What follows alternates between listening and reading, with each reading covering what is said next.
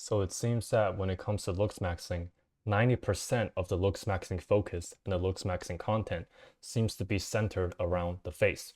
And that's for good reason, right? Because the face is basically the singular most important component when it comes to your looks, right? In terms of individual components.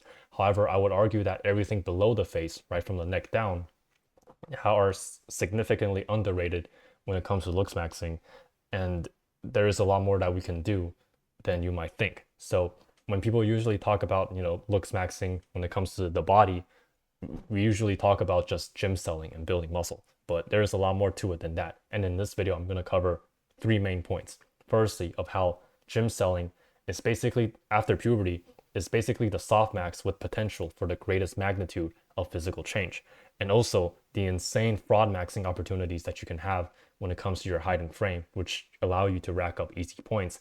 And lastly, the underrated cell max opportunities and the basic framework that I came up with. So yeah, let's get started.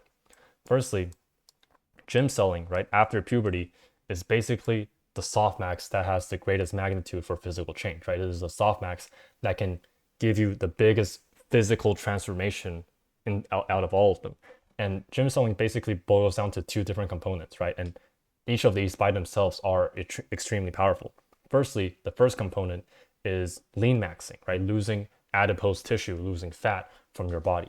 And if you just do lean maxing, even if you don't focus on building muscle, if you just focus on lean maxing, that in itself is one of the greatest soft maxes that you have access to, right? Because lean maxing, it not only changes how your body looks, but more importantly, it actually affects how your face looks. Right? I'm sure this is pretty water at this point, but lean maxing, especially after puberty, right? Because after puberty, you really can't change your bone that much. You really can't change your bone structure when it comes to the face, height, or the frame, right? You can try and thumb pull or do mewing and all of that, but realistically, after puberty, you're not really going to see a lot of change in your bone structure, right? And same thing with height and frame, right? You can try and bone smash your shins and do Reeves deadlift, but most of those methods are cope, and the only real way are going to be through some spinal decompression or rib cage expansion methods. But you're not going to make a huge change to your bone structure. That's why gym selling is so powerful, because it's way easier to build muscle and lose fat than to change your bone structure, right? So the second function, other than lean maxing, is going to be building muscle. And again, building muscle is again the greatest physical change that you can make in your body. It's way easier to widen your frame by building up the side delts than it is to try and lengthen your clavicles, bone smash your clavicles after puberty. And both of these are extremely effective, right? Gym selling, building muscle will make you more attractive. Right? I'm sure this is, I don't know who needs to hear this, right? But there's actually some people who believe that, oh, gym selling doesn't work, gym selling is cope, and that gym won't make you more attractive. But if you have some common sense, you would know that no, right? Going to the gym and building muscle will make you more attractive. And the way that it functions is when you gym sell, you're basically frauding better genetics, right? You're frauding character traits of higher testosterone, you're frauding traits of better bone structure, etc. Right? For example, a common example is training your neck, right? We all know that having a thicker neck is a sign of higher testosterone. That's why we train your neck. When you train your neck, you're getting a thicker neck and you're creating the appearance of higher testosterone. You're basically frauding this trait where you're displaying yourself, right? You're appearing like you have higher testosterone than you actually do. Because if you're someone with naturally high testosterone and naturally well developed from, let's say, eating liver when you're 10 years old, right? If you're naturally someone who's well developed and have high testosterone, then you will naturally have a thick neck. But because you don't, that's why we train our neck to create this appearance of having higher testosterone than we actually do. Same thing with muscle mass in general, right? If you are really well developed and have high testosterone, then you will naturally have more muscle mass on your body. But because you don't, that's why we go to the gym to build muscle, so that we appear to have higher testosterone and better sexual dimorphism than we actually do. And also, it basically frauds better bone structure, right? That's a big point as well. In this example, you can see this woman who had a 1 year gym transformation and she grew her glutes bigger. And basically, every guy would say that in the second photo, she looks a lot better than in her first photo, and she looks a lot more attractive in her second photo. But the reason for that is yes, it's because she, grew her glutes and built muscle in the glutes, but it's not specifically because of that, right? We don't find her more attractive because she has more muscle mass in her gluteus maximus. It's because when she built bigger glutes, she's basically frauding her bone structure to have wider hips than she actually does, right? She has the same bone structure, same hip bone structure, but it's just that when she has bigger glutes and when we see her glutes, we subconsciously believe that she has a wider pelvis than she actually does. We subconsciously believe she has better hip bones than she actually does. And having wide hips is a high estrogen trait because it just signals that you're better at giving birth. So it's not that glutes itself is attractive, it's that the glutes basically create the illusion of better hip bones, better pelvis bones for giving birth. And again, same for the male example, that will be frame maxing by building muscle, right? This guy, he built muscle in his side delts, which creates the illusion of wider clavicles and makes him appear to have wider clavicles than he actually does, which is a high testosterone trait. So again, like Gymcelling, it literally gives you the greatest magnitude of physical change, and it allows you to fraud better genetics, whether it's higher testosterone, better development, or even better bone structure, right? There's limits to it. You can't, there's only so much bideltoid you can add with Gymcelling, but it is an effective method and is something that you should be doing. So that's the first point about Gymcelling, making the greatest physical change. Second point is that in your body, you basically have the greatest fraud maxing opportunities. And essentially, you can move up by one standard deviation. So firstly, right, when it comes to the most important factors of looks, right, people usually talk about face, height, and frame. And depending on what distribution you believe in, right, let's say you believe it's 50% face, 30% height, or 20% frame, or you believe it's 60% face, 25% height, and 15% frame, overall, height and frame still add up to 40 to 50% of your total looks, right? So height and frame added together are still quite similar to how important face is, right? You've probably seen posts about how girls find a super tall guy attractive, even though he's quite subhuman, quite ugly in the face. So height and frame is a huge portion of your looks. And specifically, height and frame are a lot easier to fraud than anything in your face. You can basically move up one standard deviation, right? So what I mean by one standard deviation is that you have average, and then going up one standard deviation puts you in the top 16%, and going down one standard deviation puts you in the bottom 16%.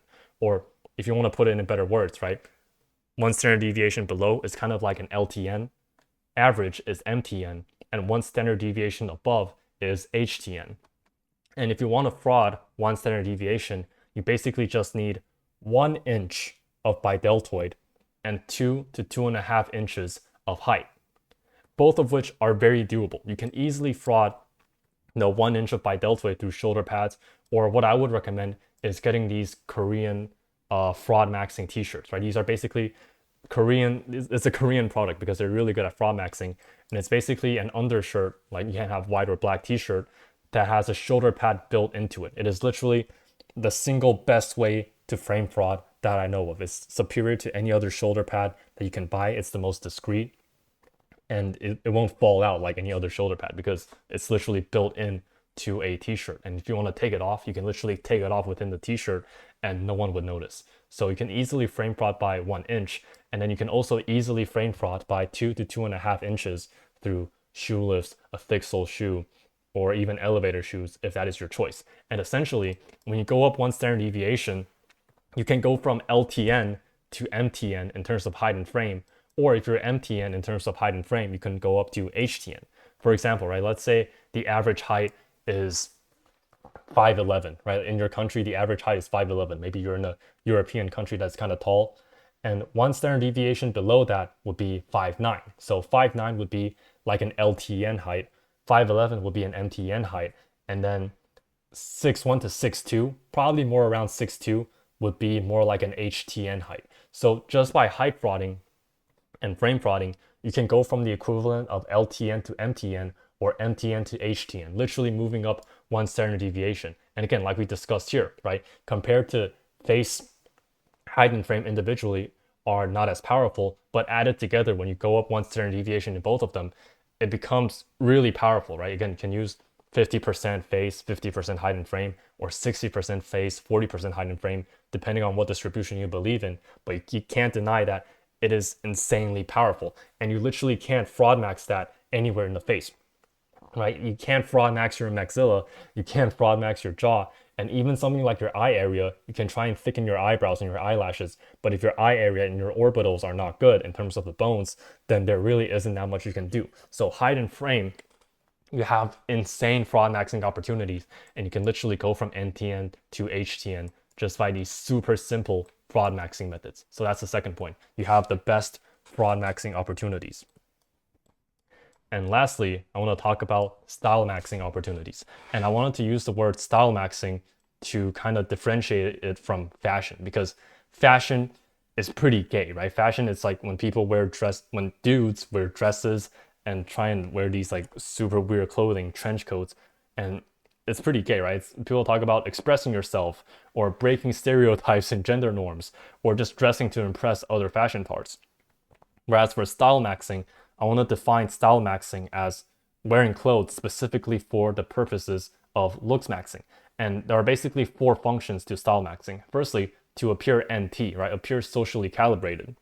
To accentuate your physique, right? Make, let's say your biceps pop out more and make your physique look better. Enhance your height and frame. So it can be directly through height frauding or frame frauding, or through indirect methods. Like if you wear baggier clothes, it can make your frame look bigger. Or if you wear clothes that are slimmer in a certain way, it can actually make you look taller, right? Or let's say you wear your pants higher up so that your pants take up a greater proportion, let's say 2/3 of your body, then that'll make you look taller as well from a visual illusion perspective.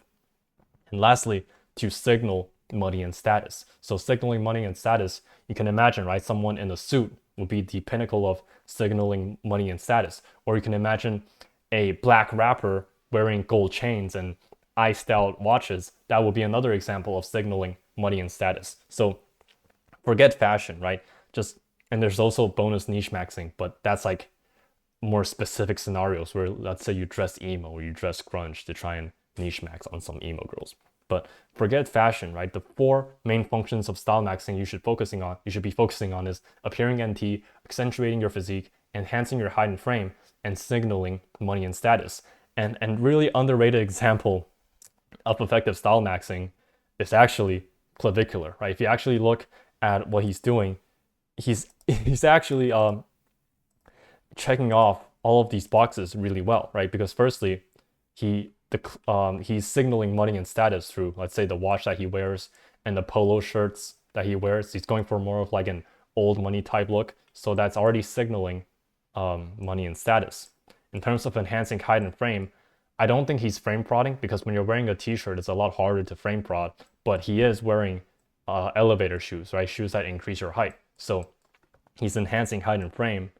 His shirts fit him really well, right? You can see the sleeves pop up and you can see all his biceps and stuff. So he's accentuating his physique. And overall, right, his clothes, he looks pretty NT, right? He looks pretty NT and socially calibrated. So in terms of style maxing, he's actually hitting all four boxes of, the four functions of style maxing. So this is an example of what that might look like. And again, a lot of these are contextual as well, right? Let's say signaling money and status might be for some people wearing a suit or wearing a trench coat. Whereas if you're an American in an American high school, it might be wearing like a tech fleece or something, right? I don't know too much about that, but right, it's contextual. But these are basically the four components that you should be concerned about, right? Stop worrying about fucking fashion maxing and wearing what's fashionable and wearing graphic t-shirts.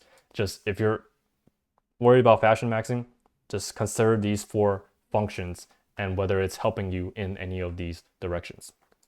So yeah, if you found that helpful, you can go check out the BP Fitness system. I talk about how to use Gymcelling as the best softmax, best natural looks max, how to assess your bone structure, assess your frame, how to build your physique that in a way that suits your frame and bone structure, illusion strategies like clothing and hairstyle, and also illusion strategies of fraud maxing, like I talked about earlier today, when it comes to frame frauding and height frauding, right? And again, this Korean frame frauding t-shirt, I can't tell you where to get it on YouTube because I just can't have everyone wearing it. I shared it in my private community, but again, I can't give it out on YouTube because especially some of my videos are getting more and more views, and I just can't have everyone wearing it, and it's getting too powerful. So if you're interested in this Korean frame frauding t-shirt, you can go join the community and I'll tell you where to buy it as well. It costs like 30K won, which is around 20 US dollars.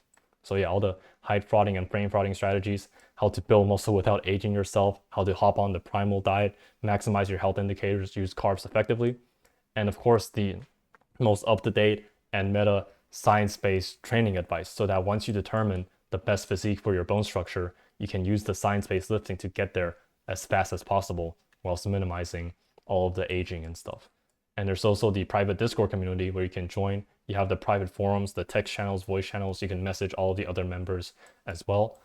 And yeah, this is just what a few of the videos and resources look like once you join inside. I have all the videos and PDF files that you can open that are comprehensive.